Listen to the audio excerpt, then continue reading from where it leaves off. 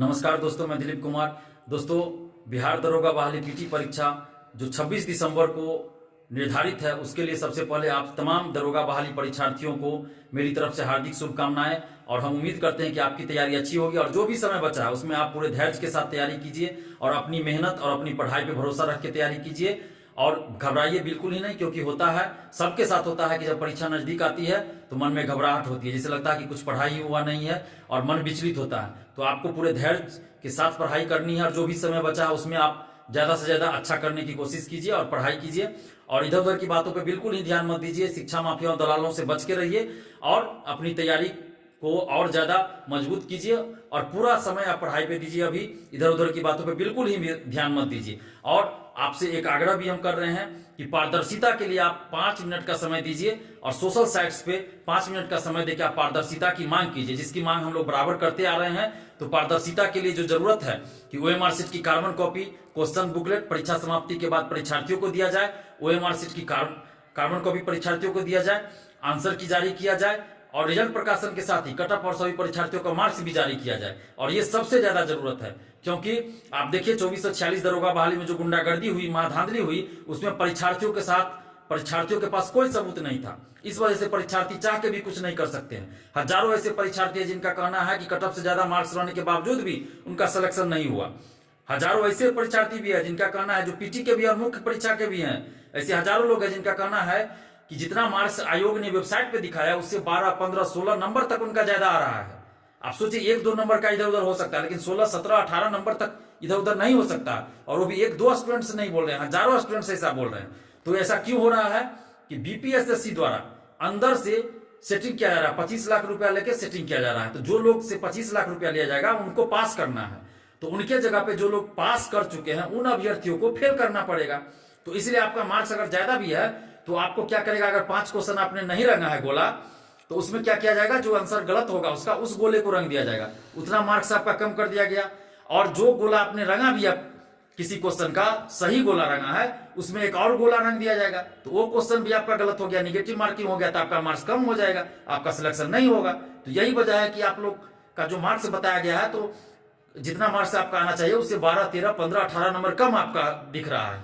यही वजह है और आपके पास कोई सबूत भी नहीं है। इसलिए यह जरूरत इस बात की है कि ओएमआर शीट की कार्बन कॉपी और क्वेश्चन बुकलेट परीक्षा समाप्ति के तुरंत बाद परीक्षार्थियों को दिया जाए, ताकि परीक्षार्थियों को ये पता चले और परीक्षार्थियों के पास एक सबूत रहे कि किस क्वेश्चन का उन्होंने क्या गोला रंगा है, क्या आंसर मारा है। और आंसर की जारी होना चाहिए ताकि परीक्षार्थियों को पता चले कि किस क्वेश्चन का आंसर आयोग ने क्या माना है। और आयोग ऐसा इसलिए नहीं करती है ताकि, क्योंकि ये महाधांधली करती है, अंदर से सीट बेचती है, 25 लाख लेके दरोगा का सीट बेचा जाता है। अगर ये सब चीज जारी हो जाएगा तो फिर इसको धांधली करने में तकलीफ होगी, दिक्कत होगी। अभी जो खुलेआम धांधली कर पा रही है वैसा खुलेआम धांधली नहीं कर पाएगी। अगर ये सब चीज जारी हो जाए, कट ऑफ जैसे ओएमआर शीट दे दे, आंसर की दे दे, ओएमआर शीट की कार्बन कॉपी दे दे, तो खुलेआम जो धांधली हो रही है वो खुलेआम धांधली नहीं हो पाएगी। तो इसलिए जरूरत है कि इन सब चीजों की मांग आप लोग कीजिए और हर हाल में बीपीएसएससी के चेयरमैन को ये सब चीज करना होगा, अन्यथा हम लोग ये चीज अब बर्दाश्त नहीं करेंगे। बीपीएसएससी के चेयरमैन सुनीत कुमार जी को भी हमें बता देना चाहते हैं कि जो गुंडागर्दी आपने और महाधांधली 2446 दरोगा बहाली में किया, वो 2213 दरोगा बहाली में करने की भी मत सोचिएगा, क्योंकि अब हम लोग बर्दाश्त नहीं करेंगे और ईंट से ईंट बजा देंगे। इसलिए इस दरोगा बहाली में हम लोग बिल्कुल भी धांधली बर्दाश्त नहीं करेंगे। इसलिए आप पारदर्शिता लाइए। आखिर भी आपको क्या दिक्कत है, फॉर्म भरने के लिए पैसा लेते हैं, आप पैसा देके हम लोग फॉर्म भरते हैं। जानने का अधिकार है कि किस क्वेश्चन का क्या आंसर है, हमको अधिकार है कि हम क्वेश्चन हमको मिले, ओएमआर शीट हमको मिले। जब बिहार में बीपीएससी संवैधानिक संस्था है, वो भी ये सब चीज करती है। बीएड का एग्जाम होता है, उसमें ये सब चीज किया जाता है। यूपी झारखंड में ये सब चीज किया जाता है और भी स्टेट में किया जाता है।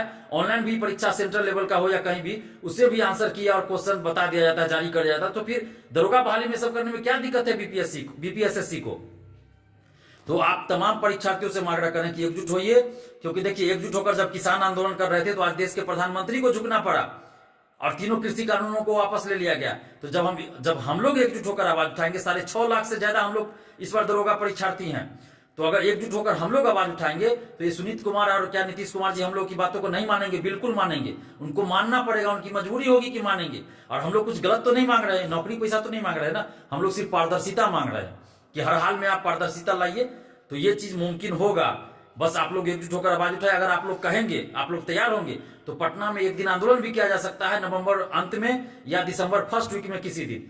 लेकिन ये तभी होगा जब आप लोग कहेंगे, आप लोग तैयार होंगे, तब हम आंदोलन करने के लिए तैयार हैं। लेकिन अगर आप लोग नहीं चाहेंगे तो कोई आंदोलन हम नहीं करेंगे। लेकिन 5 मिनट का समय देखिए, आप सोशल साइट्स पे जरूर आवाज उठाइए और अपनी पढ़ाई को बिल्कुल ही डिस्टर्ब नहीं कीजिए, क्योंकि 5 मिनट का समय देने से आपका पढ़ाई कोई डिस्टर्ब नहीं होगा। मुझे ये आपको भी पता है, मुझे भी पता है। तो सिर्फ 5 मिनट का समय आप सोशल साइट्स पे दीजिए और पारदर्शिता की मांग कीजिए, और आप लोग अपनी पढ़ाई जारी रखिए और पूरे धैर्य के साथ आप तैयारी कीजिए। अपने पे भरोसा रखिए, अपनी मेहनत पे भरोसा रखिए, आप तैयारी कीजिए। हमारी तरफ से आपको बहुत सारी शुभकामनाएं। धन्यवाद। जय हिंद।